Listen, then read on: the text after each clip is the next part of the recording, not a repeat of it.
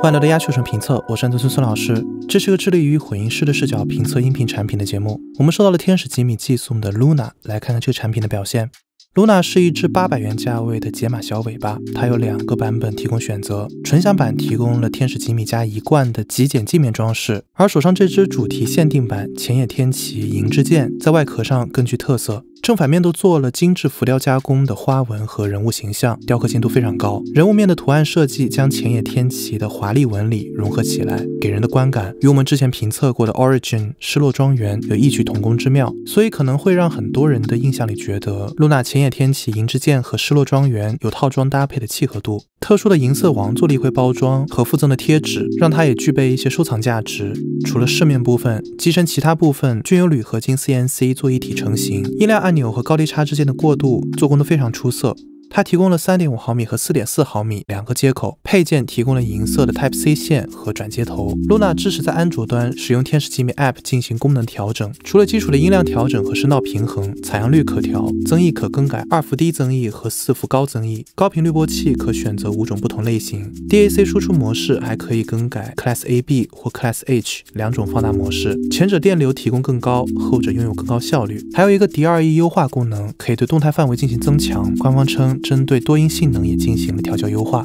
在连接电脑时，通过官方提供的驱动还有 SIO 的支持，提供低延迟和绕开系统调音台的优势。它使用了双 CS43198 解码芯片，最高支持 PCM 32比特 768K 赫兹 DSD 256。我们来看它的实际声音表现。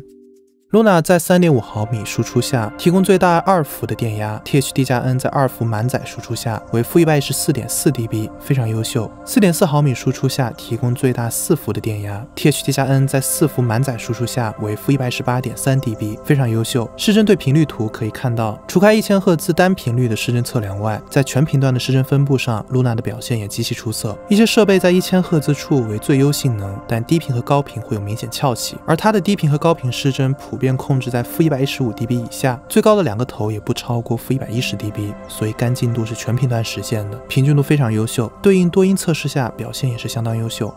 接口阻抗测的小于1欧 ，4.4 毫米接口32欧负载下可以提供 THD+N 小于 1%，295毫瓦的最大功率，1%的位置在-2dBFS，300欧负载下可以提供55毫瓦的最大功率，没有削波，所以几乎电压都是可以被吃满的。输出频率平直，默认滤波下降快速，不会有任何客观性的变化。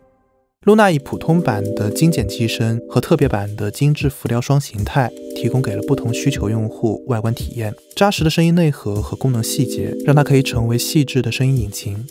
这对亚秋城评测，请保持关注，下一期继续带你探秘音频设备。